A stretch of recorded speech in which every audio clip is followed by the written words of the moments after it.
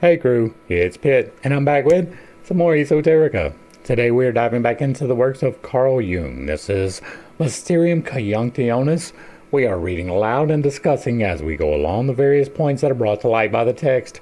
It is not the format for everyone, but people do find value in it, so you are more than welcome to tag along as we continue our exploration. Before we begin, however, if you are unfamiliar with me, any of my unconventional beliefs, or if at any point in time I lose you in terminology, there will be several playlists linked in the corner above, in the box down below, along with the original source material, the link for my book where I teach you to do magic responsibly, and the links to get in contact with me directly so that you can get a better understanding of who I am and why I say the things that I do. With that being said, we are going to dive in and continue our exploration of Mysterium Conjuntionis with Chapter 5, Part 6 and 7. This is going to be a long one today. We will probably blow through as fast as possible, simply because there is so much to cover. The appearance of Adam Kadmon has characteristic consequences for the Shulamite. It brings about a solidificatio, an illumination of the inwards of the head. This is a veiled, but for the psychology of alchemy, typical allusion to the transfiguration, glorificatio, of the adept or his inner man. For Adam is interior homo noster, the primordial man in us. Seen in the light of the above remarks, Eleazar's text assumes a by no means uninteresting aspect, and since its train of thought is characteristic of the basic ideas of alchemy, a meaning with many facets, it depicts a situation of distress corresponding to the alchemical negretto. The blackness of guilt has covered the bridal earth as with black paint. The Shulamite comes into the same category as those black goddesses, Isis, Artemis, Parvati, Mary, whose names mean earth. Once again, I will point out, there is, the Shulamite, Artemis, Isis, Parvati, Mary, the Virgin, the Void, all the exact same thing. It is the primal substance from which things were created. It is quite literally the Holy Spirit. The masculine is also the Holy Spirit, right? The Holy Spirit is both the void into which all things are brought out of and the light that goes into the void. It is both. Right? We have discussed that in some extensive detail. There is a video that will be linked called The Divine and the Trinity Explained, where we discuss those things in more detail if you are interested. Eve, like Adam, ate of the tree of knowledge and thereby broke into the realm of divine privileges. You shall be as gods, knowing good and evil. In other words, she inadvertently discovered the possibility of moral consciousness, which until then had been outside of man's range. As a result, a polarity was torn open with momentous consequences. There was a sundering of earth from heaven. The original paradise was shut down. The glory of the first man was extinguished. Malkuth became a widow. A fiery yang went back aloft, and the damp yin enveloped humanity with darkness, degenerated through ever-increasing wantonness, and finally swelled in the black waters of the deluge, which threatened to drown every living thing, but on the other hand could be understood more hopefully as an ablution of the blackness. I do not believe in the concept of original sin. I believe that that is a fallacy created by the control systems to keep you controlled. There is no situation by which God, the all-seeing, all-knowing, all-powerful creator of everything, could not conceive that these people would eat from this tree if he placed it there. There is no way that that was possible. On top of that, God did not instruct Mary or Eve not to eat from the tree. He instructed Adam. There is no reason to expect that Adam would have conveyed that instruction. On top of that, they had no conception of sin at all. They had only a base primitive level knowledge. Then they ate from the tree and got the capacity to understand what sin was. And so even if she had been instructed not to eat from the tree, which she was not, even if she had been, she wouldn't have known that it would be a sin to not, or to eat from the tree, even though she was instructed that way, because she didn't know that it was a sin, because she had no concept of sin. And if you have no concept of sin, then you don't commit one, right? It's like the old saying, you're not an asshole for not picking up the trash until you realize that there is trash. And then once you see that there is trash on the ground and you walk past it, you're an asshole, right? If you see the problem and you don't address the problem, then you are the problem. But until you see the problem, you're not the problem. Until you know that there is sin, you can't commit sin. And so until they ate from the tree, they had no way of knowing that eating from the tree would be a sin. And so on 3 different levels, that one story falls apart completely. And so for me, it is a bad idea. It does not work at all, even as an allegory. Noah, too, appears in a different light. He is no longer seen as someone running away from the catastrophe, but as Lord of the Waters, the minister of the ablution. Well, that's not a prideful way of looking at that at all. The operation does not seem to be enough, however, for the Shulamite promptly gets herself into the opposite kind of a pickle, into the dry desert, where, like the children of Israel, she is menaced by evil in the form of poisonous serpents. Footnote 212. In his connection, Eleazar makes use of the symbol, significant only for a Christian, of the snake set up on a pole, a prefiguration of Christ. It is not significant only for a Christian. That is a fallacy. That is a lie. That is provably untrue in the Old Testament. When they were wandering through the desert and they were beset by vipers, the very reference that is being made, Moses attached a brass snake, brazen, B-R-A-Z-E-N, made out of brass, to a pole. And he told those people, if you merely look at the pole, you will be healed from the bite. And they were. And so, therefore, they worshipped that snake on a stick next to the Ark of the Covenant in the Temple of Solomon for a while. That is a thing. It is recorded in the Bible.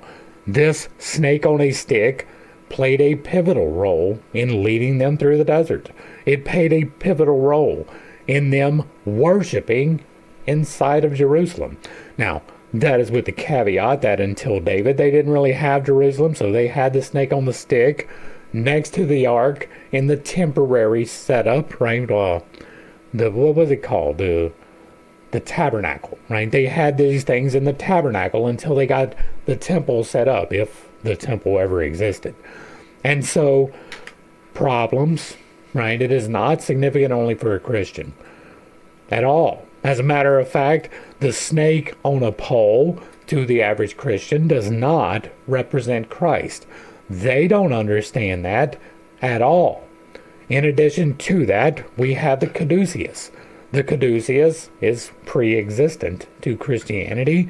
It was based upon Hermes, and it contained 2 snakes on a stick.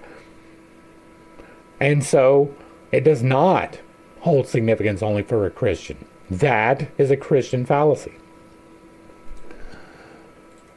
This is an allusion to the tribulations of the Exodus, which, in a sense, was the repetition of the expulsion from paradise, since bidding farewell to the flesh pots of Egypt was quite as painful a prospect as the stony ground from which our first parents had to wrest a living in the sweat of their brows. But, even with this last extremity, the goal is not reached, for the Shulamite still has to be fixed to a black cross. The idea of the cross points beyond the simple antithesis to a double antithesis, an example to a quaternion. To the mind of the alchemist, this meant primarily the intercrossing elements, air, water, earth, fire, in a clockwise direction, or the 4 qualities, dry, cold, moist, warm, also in a clockwise progression. We know that this fastening to a cross denotes a painful state of suspension, or a tearing asunder in the four directions, or simply a balancing of the forces. Footnote 213. I am informed that the American Indian punishment for a fallible medicine man was to have him pulled asunder by four horses all going in opposite directions. I cannot vouch for the truth of this statement, but the important thing is the idea as such. Drawing and quartering was definitely not just American Indian, but here's one of those things that I'm not sure what is true and what is not, and I have not done the deep dive, so if you have the knowledge, let me know. But it is my understanding that there were no horses here on the continent of North America prior to the settlement by the Europeans, who brought them with them, and some of them got loose and got wild, right? Now, that can be a complete misunderstanding of information that I received a long time ago, so I am willing to be corrected on that. But if that is the case, then this does not comport at all, right? It may be that they assumed that after they acquired the horses in that particular case, but it cannot be that they did this prior to having horses. The drawing and quartering was most decidedly a punishment for the Catholic Church in the cases of heresy.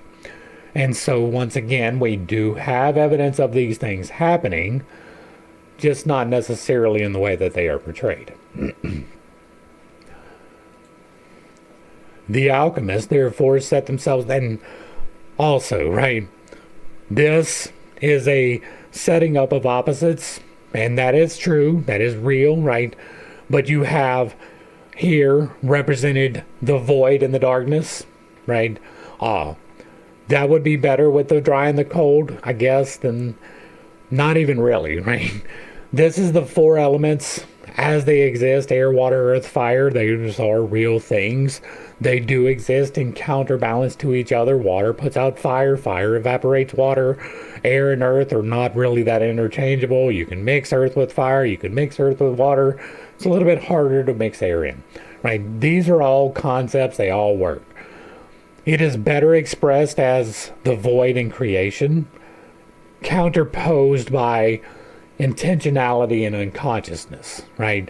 That would be a good Cortinio for the development of humanity, right? Understanding the positive and the negative balance of the above and the below, and the unconscious and the conscious decisions that you make leading to those things. That would be a better analogy than this. And that does not, at any point, necessitate a person being upon a cross. The alchemists therefore set themselves the task of reconciling the warring elements and reducing them to unity. In our text, this state is abolished when the distressing blackness is washed off with wretchedness and vinegar. This is an obvious allusion to the hyssop and gall, which Christ was given to drink. Yes, that is true. That is exactly why it is included, and the only reason why it is included. In the oft-quoted text of Meyer, wretchedness and vinegar stand for the melancholia of the Negredo, as contrasted with the joy and gladness of the redeemed state. That is true, right? Melancholia and depression are pretty close to the same. There is the state of, and then there is the choosing thereof. When you are in a state of, you do not know, someone else has to inform you. Somebody's like, hey, have you taken a shower? You kind of stink.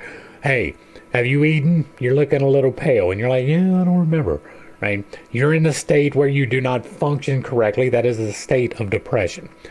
Once you are aware that you are in the state of depression, it is your responsibility to overcome that state of depression.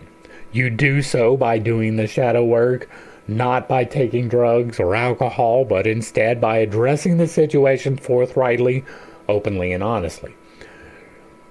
The melancholia of the Negredo is the state from which you begin, right? That is a tendency towards depressiveness. That is a tendency towards anxiety. That is a tendency towards choosing those states for yourself. You're unaware of it, even though you are actively choosing it. It is something you're not necessarily aware of. The process of enlightenment, from going from the Negredo to the redeemed state, even, what is it, the albedo, right? That is a conscious choice of addressing the Negredo.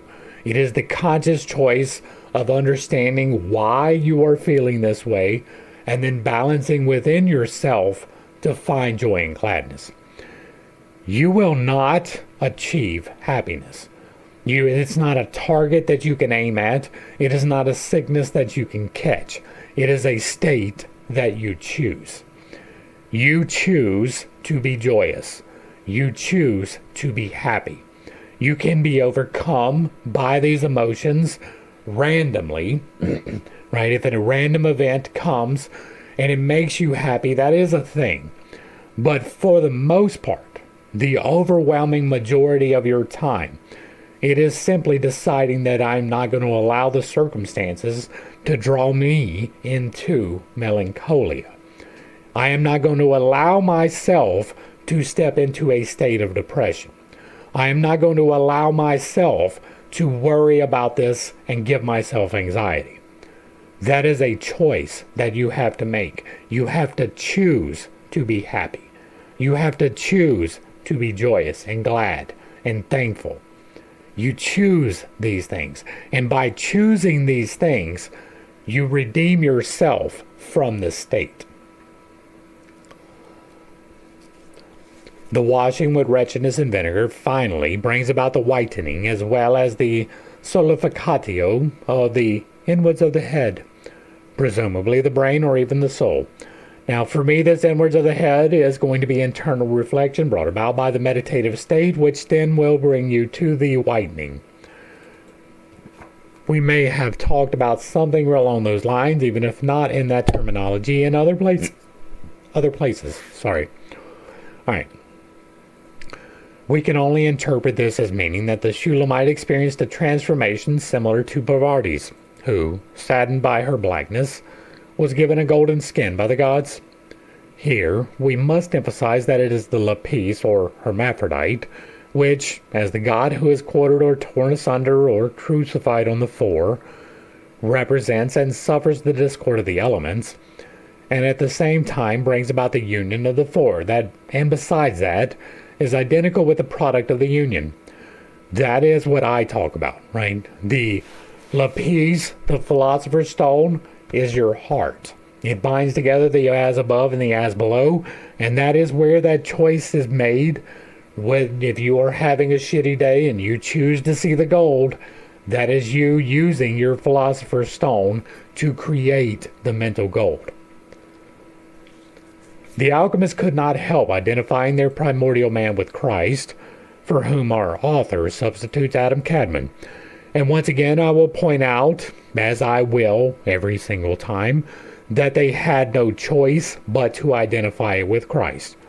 If they had done anything else, they would have met that drawn and quartered that we were just talking about. If they were lucky, that's one of the faster ways to die. Since sun and gold are equivalent concepts in alchemy, the solidificatio means that the inwards of the head, whatever we are to understand by that, and again I will say that is absolutely the internal reflection which leads to the golden flower. Whatever we are to understand by that are transformed into light, or mares, the precious white earth. The Shulamite's heart, too, will shine like a carbuncle. From the time of the Middle Ages, the carbuncle was regarded as a synonym for the lapis.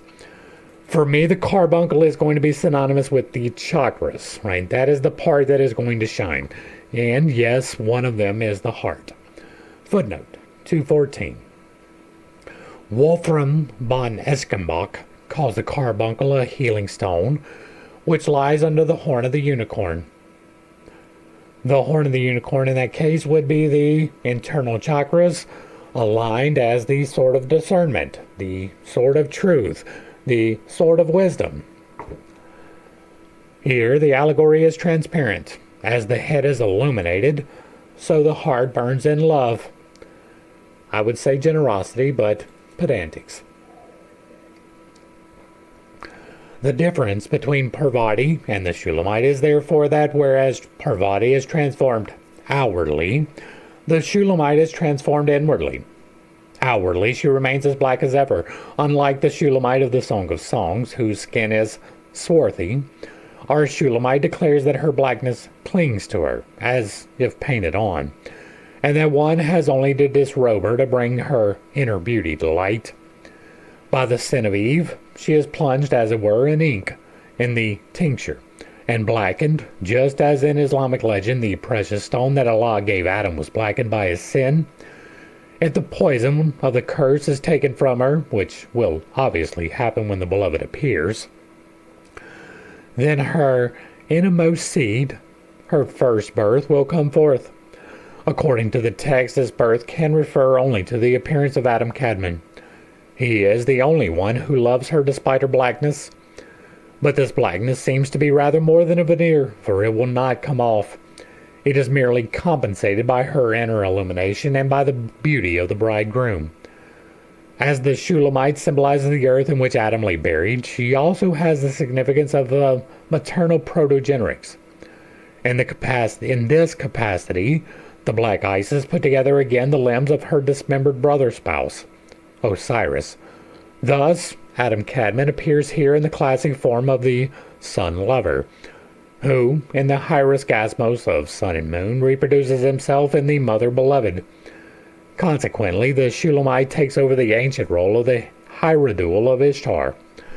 She is the sacred harlot, Meretrix, which is one of the names the alchemist gave his arcane substance. The Shulamite's reversion to type is not a stroke of genius on the part of our author, but merely the traditional alchemical view that our infant, the son of the philosophers, is the child of sun and moon. I am in agreement with that. We have discussed that in extreme detail. This is already going to be long, so I'm not going to hit it again, but void and light. But insofar as he represents the hermaphroditic primordial man himself, the son is at the same time the father of his parents. Alchemy was so saturated with the idea of the mother-son incest that it automatically reduced the Shulamite of the Song of Songs to her historical prototype. Footnote 215. The passage we have cited may be decisive in regard to the origin and date of the treatise, both of which were contested by Robert Eisler, who, without having seen the book, doubted Schollem's view that it is late forgery. See also Cope, who established a first edition in 1735 and regards the publisher Gervasius von Schwarzenberg as the author.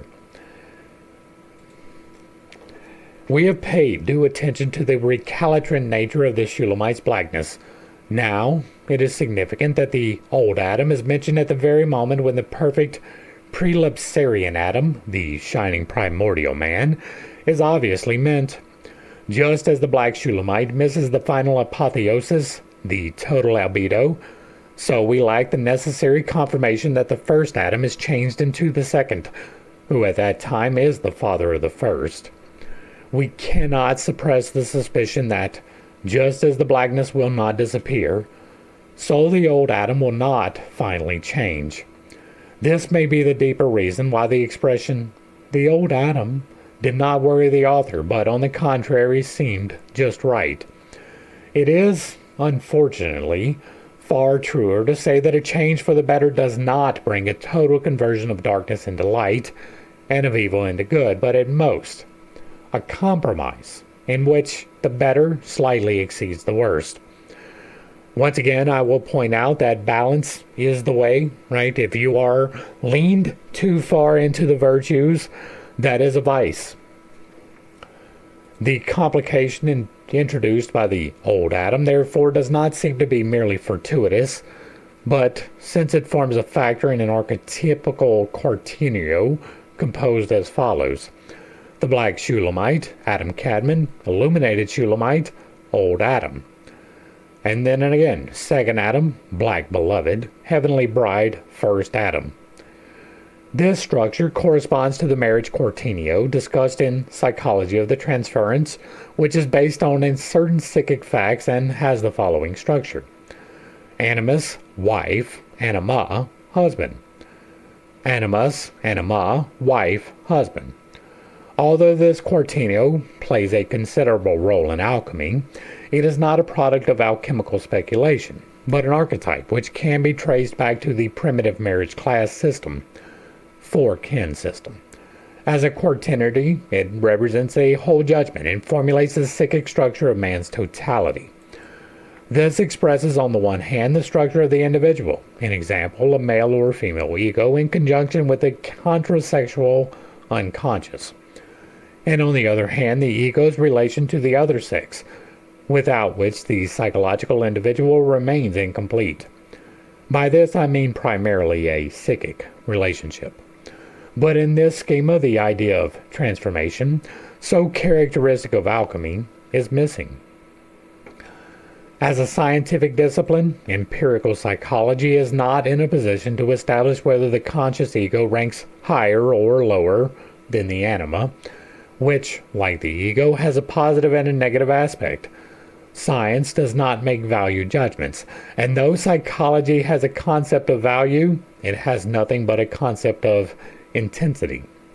One complex of ideas has a higher value when its power of assimilation proves stronger than that of another.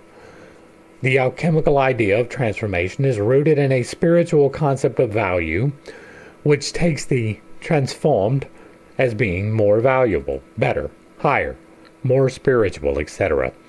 And the empirical psychologist has nothing to set against this. But since evaluating and estimating are functions of feeling and nevertheless do play a role in psychology, value must somehow be taken into account. This happens when an assertion or value judgment is accepted as an intrinsic part of the description of an object. The moral, as well as the energetic value of the conscious and the unconscious personality, is subject to the greatest individual variations. Generally, the conscious side predominates, although it suffers from numerous limitations. The schema of the psychological structure, if it is to be compared with the alchemical schema, must therefore be modified by the addition of the idea of transformation. This operation is conceivable in principle, as the process of making the anima and animus conscious does in fact bring about a transformation of personality. Yes, right? Bringing your unconscious into the consciousness does change your life. When we talked about the analogy of the pen, the conscious decisions, the unconscious decisions, and you start off not making a lot of conscious decisions, but the more you learn with intentionality, the more conscious you make those decisions. By necessity, making more conscious decisions leads you to a better place in your life. Hence, it is the psychotherapist who is principally concerned with this problem. The foremost of his therapeutic principles is that conscious realization is an important agent for transforming the personality. The favorable aspect of any such transformation is evaluated as improvement, primarily on the basis of the patient's own statements. The improvement refers in the first place to his psychic health, but there can also be a moral improvement. These statements become increasingly difficult or impossible to verify when the evaluation imperceptibly encroaches upon territory hedged about with philosophical or theoretical prejudices. Yeah. Becomes increasingly difficult or impossible when it encroaches upon territory hedged about with philosophical or theoretical prejudices. Whenever I say that no one had to die for your sins, that visceral reaction that most Christians have is this. Right? They haven't done the actual study that I have. They haven't taken the time to read it without the glasses on. They haven't taken the time, and so they are hedged about by their theoretical prejudices. I have the same problem, right? I try to be cognizant of it, right? When I talk about confirmation being acknowledged, or when I say that we're going into the realm of speculation, when I talk about the conjectures that we make, all of that is me acknowledging this, right? This is me saying I remain correctable in this. This is me saying I may not have all of the information, right? That is me acknowledging this in specificity. This is me saying, while I hold these beliefs, while I hold this understanding, I am willing to be corrected in it. That is me intentionally, consciously making decisions about the situation which may contradict my primary understanding of it. Back to the text. The whole question of improvement is so delicate that it is far easier to settle it by arbitrary decision than by careful deliberation and comparison, which are an affront to all those terrible simplifiers who habitually cultivate this particular garden. Although the fact of transformation and improvement cannot be doubted, it is nevertheless very difficult to find a suitable term for it which is not open to misunderstanding and can be fitted into our schema. I like enlightenment. Medieval man, like our own simplifiers, was naive enough always to know what it was better. We are not so sure, and besides this, we feel to some extent answerable to those who hold a different opinion. We cannot cherish the joyful belief that everybody else is in the wrong. For this reason, we shall probably have to give up the idea of expressing in the terminology of our schema the kind of transformation which is bound up with conscious realization of the wholeness, individuation, it brings in its train. For a naive-minded person, the imperfect, corrupt atom is simply contrasted with the perfect primordial man, and the dark Eve with an illuminated and altogether nobler being. The modern viewpoint is much more realistic, as it withdraws the archetypal schema, which referred originally to a mythological situation, back from projection, and peoples the stage not with mythical lay figures, but with real human beings and their psyches. The man, or the masculine ego consciousness, is then contrasted with an animus, the masculine figure in a woman's unconscious, who compels her either to overvalue him or to protest against him. The corresponding figure that contrasts with the woman in her feminine ego consciousness is the anima, the source of all the illusions, over and undervaluations of which a man makes himself guilty in regard to a woman. There is nothing to indicate in this schema that the man is better than the animus, or vice versa, or that the anima is a higher being than the woman. Nor does it indicate in which direction the line of development is moving. Only one thing is clear, that when, as a result of a long technical and moral procedure, the patient obtains a knowledge of this structure based on experience and accepts the responsibility entailed by this knowledge, cannot stress that key enough, right? Accepting the responsibility entailed by the knowledge of your own experience, there follows an integration or completeness of the individual, who in this way approaches wholeness but not perfection, which is the ideal of certain world philosophies. In the Middle Ages, philosophy prevailed over fact to such an extent that the base metal lead was credited with the power to turn into gold under certain conditions. That is something that has happened, right? We talked about it before. We haven't hit it here, so we have done this with at least 3 elements, right? Bismuth was the first. We've done it with lead. I cannot for the life of me remember what the third one was, but there was a third material that we have changed physically from that substance into gold. That has happened through electromagnetic bombardment. That is quite honestly in support of my evolutionary theory. With the power to turn gold under certain conditions, and the dark psychic man with the capacity to turn himself into the higher pneumatic man.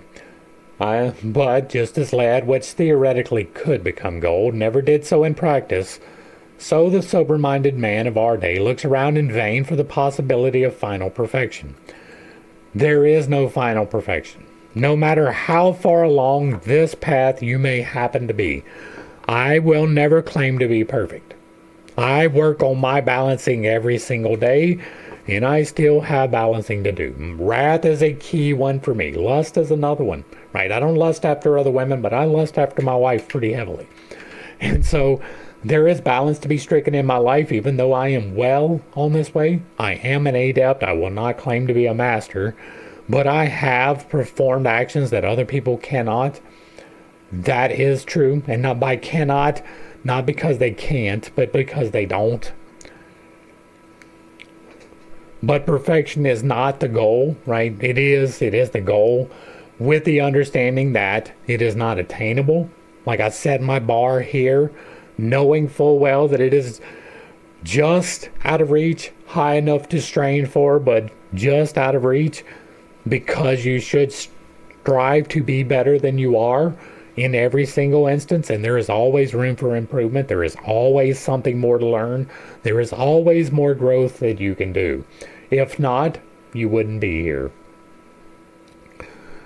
Therefore, on an objective view of the facts, which alone is worthy of the name of science, he sees himself obliged to lower his pretensions a little, and instead of striving after the ideal of perfection, to content himself with the more accessible goal of approximate completeness.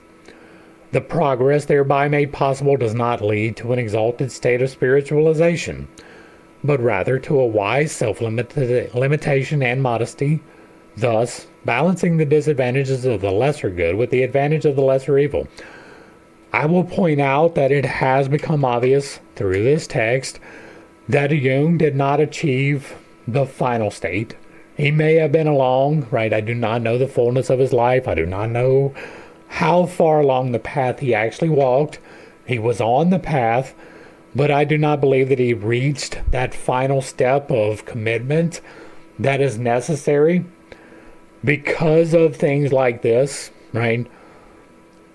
The progress made does lead to an exalted state of spiritualization.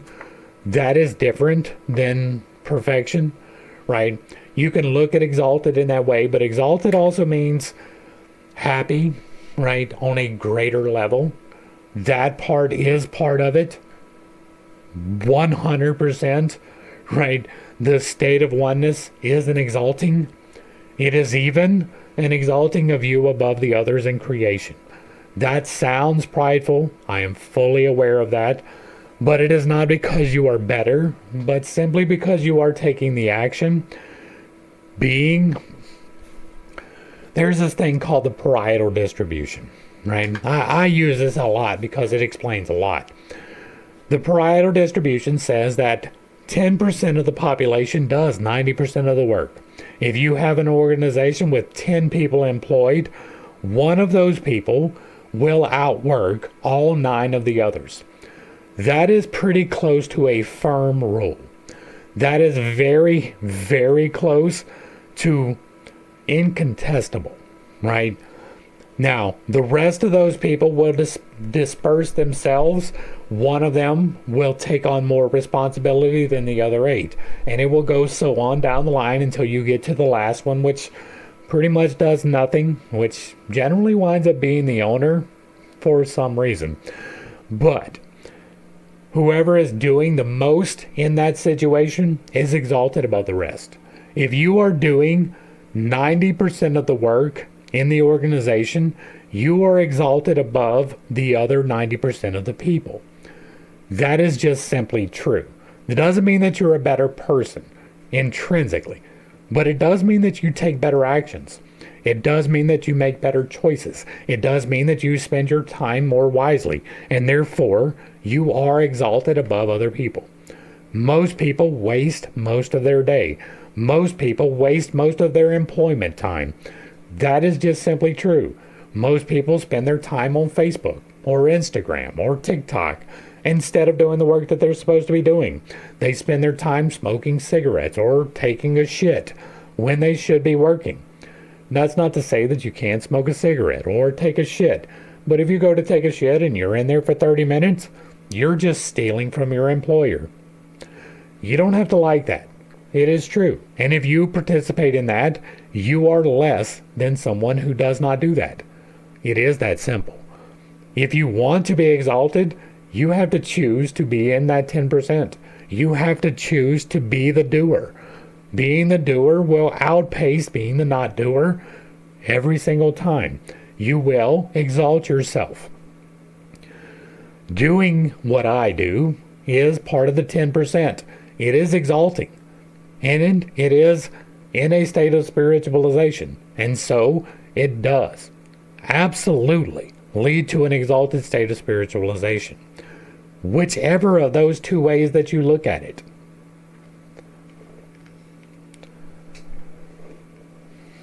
Now, the balancing, that is true, right? Even the lesser good with the lesser evil.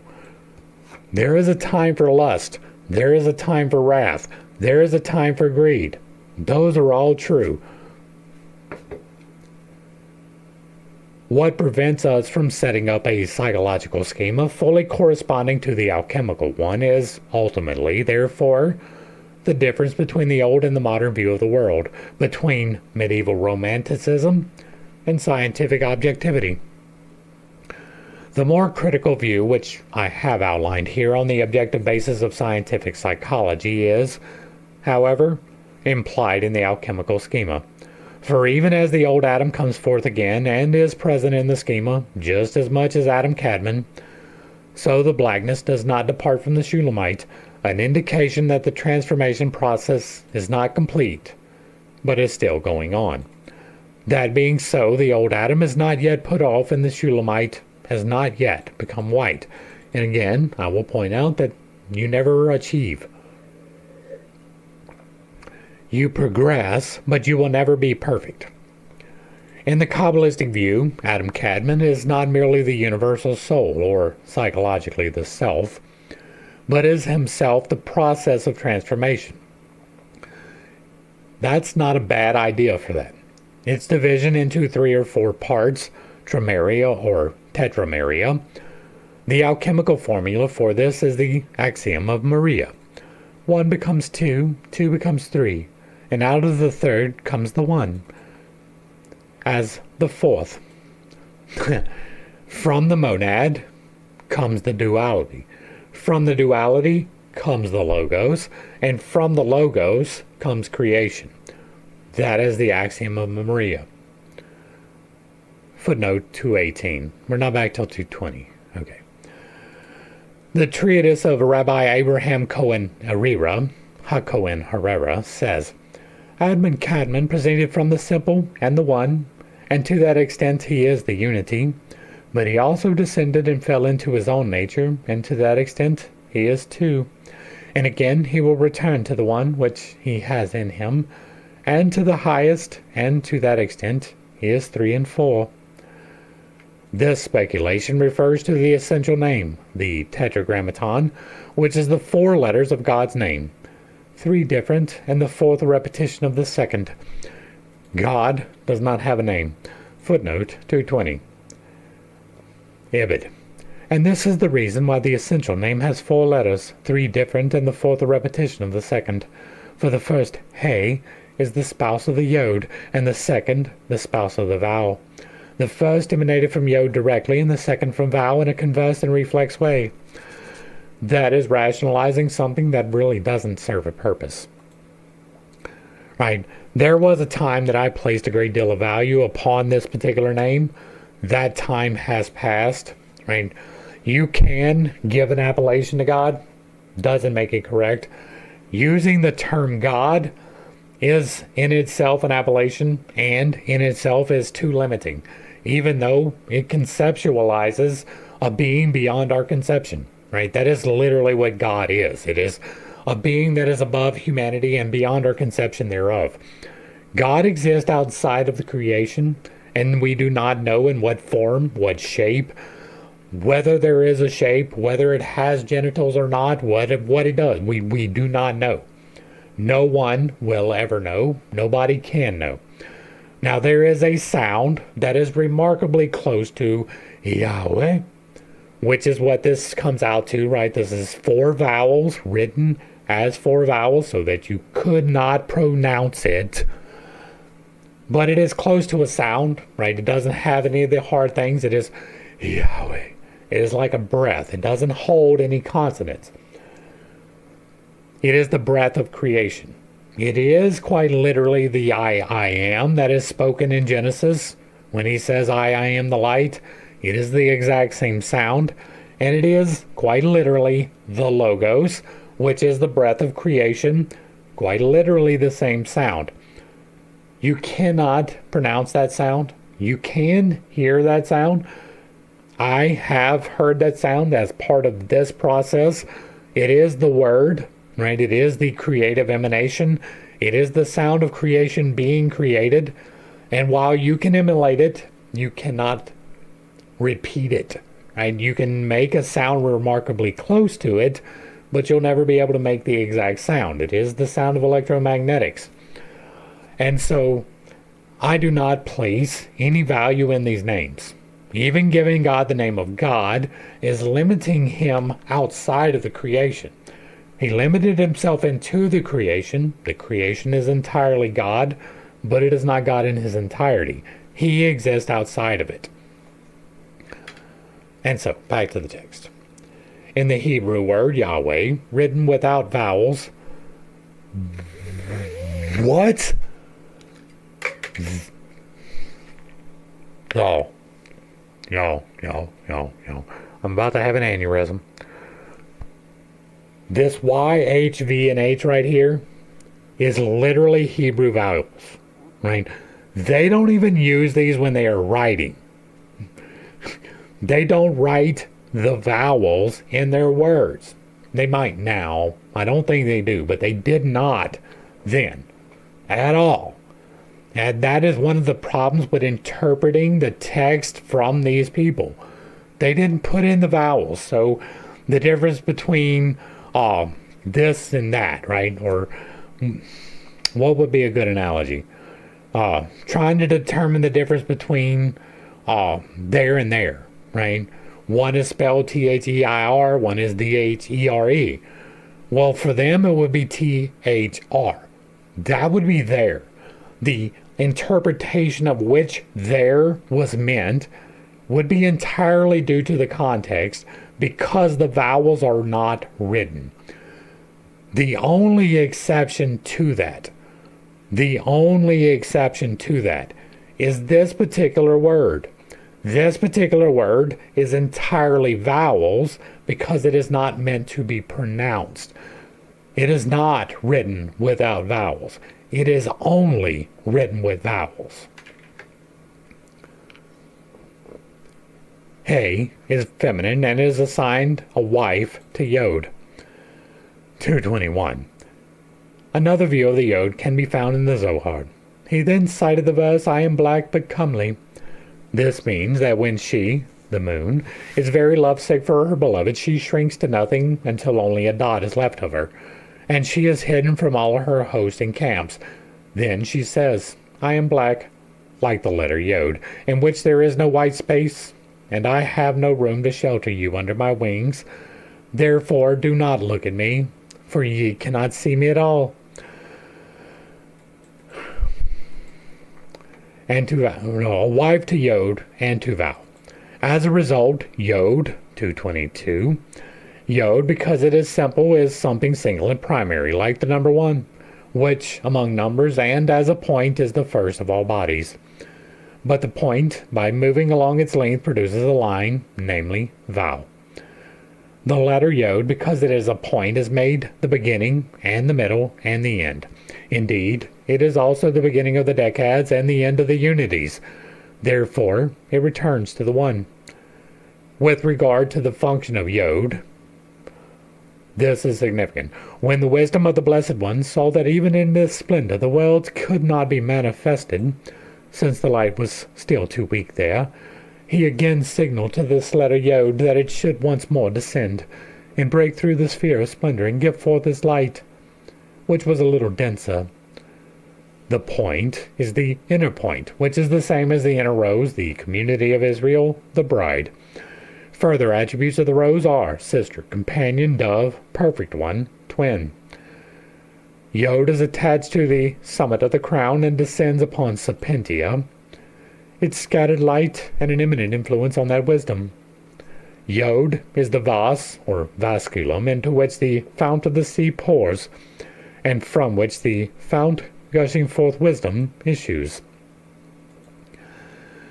As a result, Yod and Vau, 223.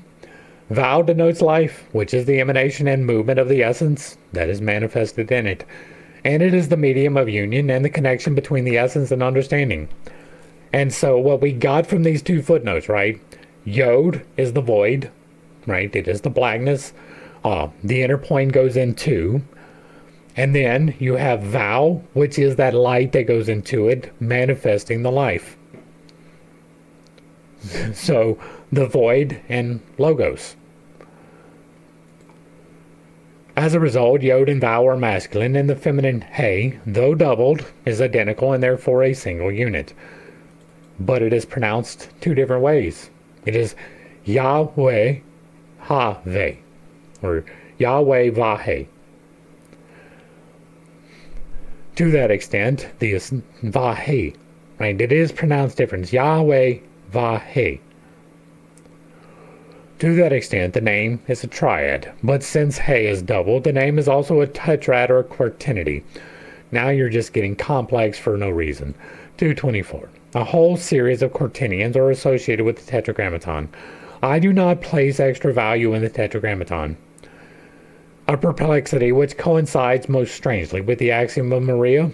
No, that is only because you do not understand the axiom of Maria. I just told you what it is. On the other hand, the tetragrammaton consists of a double marriage, and thus agrees in an equally remarkable manner with our atom diagrams. The doubling of the feminine He is archetypal. 225. He denotes being, which is composed of essence and existence. The last He is the image of the intellect, or mind. The feminine He is archetypal, since the marriage quartino presupposes both the difference and the identity of the feminine figures.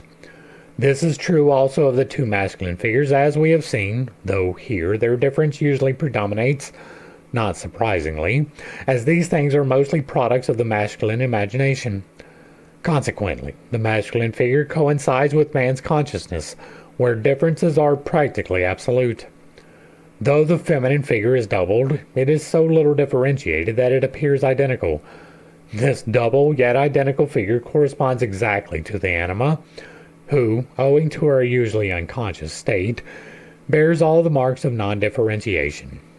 If we apply these considerations to the alchemical schema, we shall be able to modify it in a way that was not possible with the psychological one. We thus arrive at a formula which reduces both to the same denominator. Adam Cadman, the psychic pneumatic man, the black Shulamite, the illuminated Shulamite, Adam, the Helic psychic man. The critical point, namely the fact that the transformation is not complete, comes out of the text itself. The desired perfection is relegated to the future. That she, who is encompassed by man, many mountains shall be freed. Encompassed by many mountains shall be freed. For this, a divine miracle is needed, the crushing and burning of Canaan, the tearing down of heaven, the melting of mountains. One can see from these tours de force the magnitude of the difficulties that have to be overcome before perfection is reached. The reference to the mountains which encompass the Shulamite has a strange parallel in Parvati, whose name means mountain dweller and was deemed the daughter of Hivmat, Himalaya. It is not strange when you understand that it is almost certain that the roots to the Hebrew understanding actually came through India. Footnote 226. Song of Songs says of the Shulamite, "Come with me from Lebanon, my spouse, with me from Lebanon, come down from the top of Amana, from the top of Shinir and Harman, from the lion's den, from the mountains of the leopards." According to Wittgenstein, Lebanon, lion, and leopard refer to Ishtar, otherwise known as Esther or Easter. Grieving over her blackness, for which her husband Shiva reproached her, she left him and withdrew to the solitude of the forest. And in her loneliness and seclusion, the Shulamite exclaims, "What shall I say? I am alone among the hidden. Nevertheless, I rejoice in my heart, because I can live privily, and refresh myself in myself. But under my blackness I have hidden the fairest green. Footnote 227. All right, we will not, well, we'll be back here in just a second, but the state of imperfect transformation, merely hoped for and waited for, does not seem to be one of torment only, but of positive, if hidden, happiness. It is the state of someone who, in his wanderings among the mazes of psychic transformation, comes upon a secret happiness which reconciles him to his apparent loneliness. In communing with himself, he finds that not deadly boredom and melancholy, but an inner partner. More than that, a relationship that seems like the happiness of a secret love, or like a hidden springtime. When the green seed, footnote 228, for by the greenness virginity would appear to be prefigured, sprouts from the barren earth, holding out the promise of future harvests. It is the alchemical benedicta viridis, the blessed greenness, signifying on the one hand the leprosy of the metals, verdigris, but on the other the secret immanence of the divine spirit of life in all things. O blessed greenness, which great generatest all things, cries the author of the Rosarium. I will point out that the philosopher's stone, the heart, is signified by green. Footnote 229. Oh wait, we will not be back here till 233. Did not the Spirit of the Lord, writes Mylius, which is of fiery love, give to the waters when it was born over them a sudden fiery vigor? Since nothing can be generated without heat, God breathed into created things a sudden germination or greenness, by which all things should multiply. They called all things green, for to be green means to grow. Therefore this virtue of generation and the preservation of things might be called the soul of the world. Green signifies hope and the future, and herein lies the reason for the Shulamite's hidden joy, which otherwise would be difficult to justify. But in alchemy, green also means perfection. Thus, Arnaldus de Villanova says, therefore, Aristotle says in his book, our gold, not the common gold, because the green which is in this substance signifies its total perfection, since by our magistry that green is quickly turned into truest gold. That comports with alchemy, and by that I mean the spiritual alchemy. Hence, the Shulamite continues, but I must be like a dove with wings. I shall come and be free at vesper time, when the waters of impurity are invaded, with a green olive leaf. Then is my head of the fairest asphal, which means gold, and my hair curly gleaming as the moon. And Job says, footnote 233, this must refer to Job 28:5. As for the earth, out of it cometh bread, and under it is turned as if it were fire. Interesting. And Job says that out of my earth shall come forth blood, for it is all as 235 fire. For it is all as fire, shining red, Adama. 236. Adama means red earth, synonymous with Latan. Adama mingled with a glowing, that was earth, right? Fire. That was fire. Though I am poisonous, black, and hateful without, yet when I am cleansed I shall be the fruit of heroes, as out of the lion which Samson slew there afterwards came forth honey. We talked about that in the actual where it came out. Therefore, says Job 28:7. Let's see if they give a translation of that. 237. The Vulgate has, the bird hath not known the path, neither hath the eye of the vulture beheld it. Our text obviously does not follow the Vulgate, but seems to be based on Luther's version. For this stone belongeth only to the proven intellect of God. That would be the philosopher's stone, the heart. 238. Three things make the shining stone, save where God's own breath has blown. No man it possesses. Interesting. It is the hope of the dark Shulamite that one day at vesper time, probably in the evening of life, she will become like Noah's dove, which, with the olive leaf in its beak, announced the end of the flood and appeared as a sign of God's reconciliation with the children of men. Footnote 239, Genesis 8:11. The Song of Songs says, O my dove, that art in the clefts of the rock, in the secret places of the stairs, let me see thy countenance, let me hear thy voice. In our text, her head will be of gold, like the sun, and her hair like the moon. She thus declares herself to be a conjunction of the sun and moon. Indeed, a golden head and a bushy hair are attributes of the beloved. Footnote 240. Song of Songs 5:11. His head is as the most fine gold, his locks are bushy and black as a raven. That was a physical description of someone. She is in fact mingled with the beloved, from which it is evident that the perfect state melts sponsus and sponsa into one figure, the sun and moon child. Footnote 241. The Hebrew shemesh, sun, is masculine as well as feminine. The book Bahir says, and why is the gold called zahab? Because in it are comprised three principles. The male, zakar, this is indicated by the letter zayin, the soul. That is indicated by Hey. What is its function? Hey is the throne for Zayin, and Beth guarantees their continuance. For the sun-moon conjunction, see the vision of the sun-woman discussed in Answers to Job. According to Selen, Introduction to the Old Testament, it has been suggested that the Song of Songs may contain festal hymns in relations of the sun and the moon. I will point out once again that the balance of the sun and the moon is exactly what I talk about in this book. The black Shulamite, well matched by her bushy locks, black as a raven, becomes the moon, which in this way acquires its curly gleaming hair. 242. See the motif of curly headiness in the description of the Laelia crispus. We have dealt with that. Alright, we're going to dive straight into the rotundum, which is part 7. It's only like 2 to 3 pages, so it will go fairly quickly.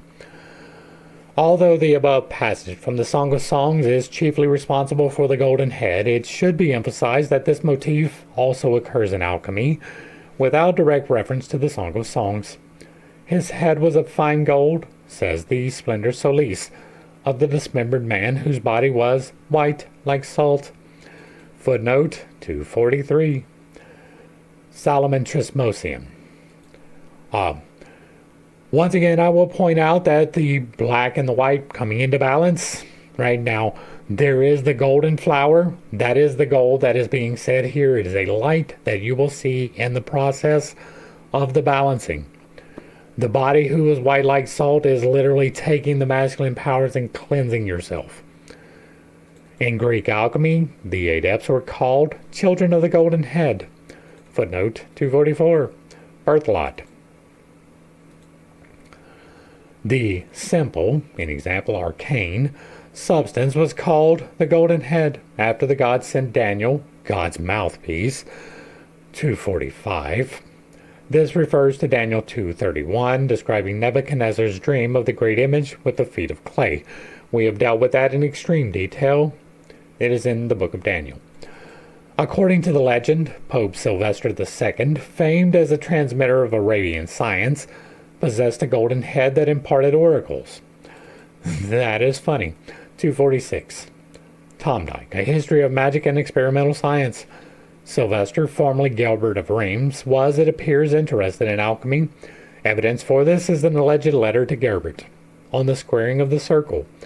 That would be geometry, not alchemy. Tom Dyke attributes the letter to Gerbert himself. This legend may perhaps date back to the Heronite ceremony of the oracular head. 247.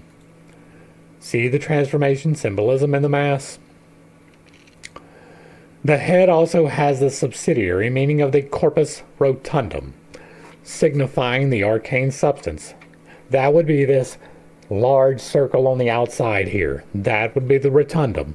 That is the balance between the positive and negative parts of spirit into the balanced spirit.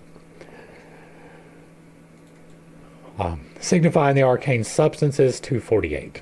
See Psychology and Alchemy, also the round thing, or Moor's head in Rosencreutz's Chemical Wedding. The golden ball, heated by the sun, the Sabbatio, feeding with the blood of the beheaded, Death's head and sphere. The cranium is mentioned as the place of origin of the prima materia in Ventura, and in Liber Platonis Quatorum.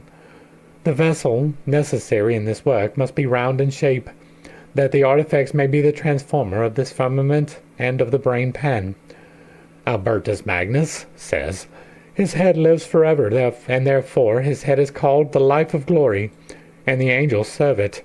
And God placed this image in the paradise of delights, and in it he set his own image and likeness.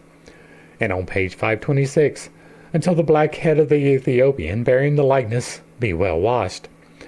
Among the Nasines of Hippolytus, the head of the primordial man, Edem, signified paradise, and the 4 rivers that issued from it, the 4 senses. The same author describes the talking head as a magic trick. There is some connection between the text of Albertus Magnus and the report in Hippolytus, at any rate in meaning. Perhaps the common source is 1 Corinthians 11:3, but I would have you know that the head of every man is Christ, and the head of woman is the man, and the head of Christ is God. Compare the Albertus text with verse 7. A man indeed ought not to cover his head, because he is the image and glory of God. For the head is a trophy of revenge, see Peridor, son of Ephorag, in the Mabinogion, translated by Jones. As early as the Greek alchemists, the simple thing, in example, the prima materia, was called the golden head. 253 will be the next one. This is particularly relevant to our text as the inwards of the head turn to gold or to white earth.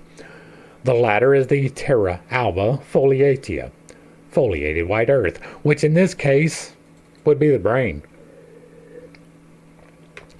The conjecture is corroborated by the fact that the inwards of the head is, as it were, a literal translation of marrow in the head. Besides this, the brain is a synonym for the arcane substance, as is clear from a Hermes quotation in the Rosarium. Take his brain, powder it with very strong vinegar until it turns dark. 249. Oh wait, we're not back till 253. The brain is of interest to the alchemists because it was the seat of the spirit of the supercelestial waters, the waters that are above the firmament. In the Visio Arislai, the brain of the king of the sea is the birthplace of the brother-sister pair. The Liber Quartorum calls the brain the abode of the divine part, for the brain has a proximity to the rational soul, which in turn possesses simplicitias, a feature it shares with God. Footnote 253. Ibid. We must convert the member, in example the brain or heart, at the beginning of the work into that from which it is generated, and then we convert it through the Spirit into whatsoever we will. That is remarkably close to the things that I talk about. Member here means here a part of the body. What is meant is a transformation of the brain into the rex simplex, to which it is in any case related, for it is a triangle in its shape, and is nearer than all the members of the body to the likeness of the simple. Because the brain seems secretly to participate in the alchemical process, it is not secretly, it is intrinsically. 254. This seems to have made a particularly strong impression on Albertus Magnus, who believed he had proof that gold is formed in the head. The greatest mineral virtue is in every man, and especially in the head between the teeth, so that in due time gold is found in tiny oblong grains, wherefore it is said that the stone is in every man. Can there have been gold fillings in those days? That is not what it is talking about. That is spiritual gold. That is the only instance in which it could be correct. Why Po Yang states that when the brain is properly tended for the required length of time, one will certainly attain the miracle. Not untrue. 255. All right, we will be back at 260. References to the brain are also found in Greek alchemy, and especially large role being played by the brain stone, which was equated with the stone that is no stone. The latter is one of the terms Zosimos uses for the brain. He also calls it not given and given by God, and the Mithraic secret. The treatise on the Stone of Philosophy says that alabaster is whitest brainstone. In the table of symbols in Penotus, the brain is correlated with the moon, the mystery of baptism, and the infernal gods. Where were we coming back? Next one. Okay. The new moon signifies the albedo and the white stone. Footnote 260.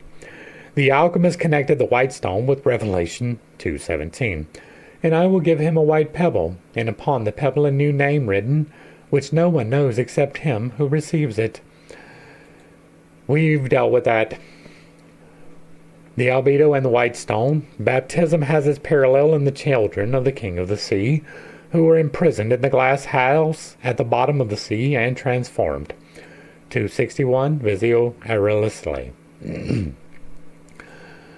The infernal gods can be correlated with the brain as the seat of consciousness and intelligence, for consciousness leads to an ungodly existence, having fallen away from the divine totality. 262. Hence the devil is expressly called Lucifer, Lightbringer. Penotus therefore correlates the brain with the snake, to whom our first parents owed their first independent action. The Gnostic Nos, in Serpentis Mercurialis, of the alchemist, plays a similar role. Zosimos is the connecting link between alchemy and Gnosticism, where we find similar ideas. There the brain, or cerebellum, is in the shape like the head of a dragon. The wicked Corybus, having affinities on the one hand with Adam and on the other with the Kalinic Hermes. 264. The parallels include Attis, Osiris, the serpent, and Christ.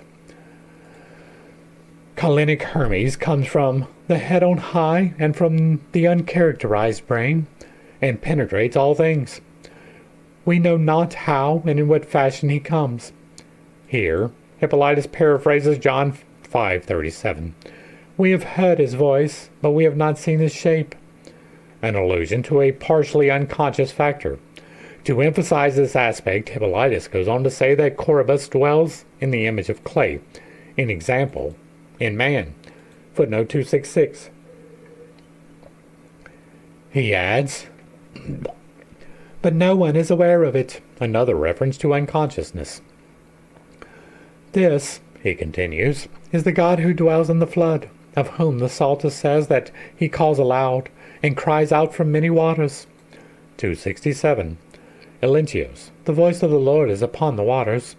And, verse 10, the Lord sitteth upon the flood.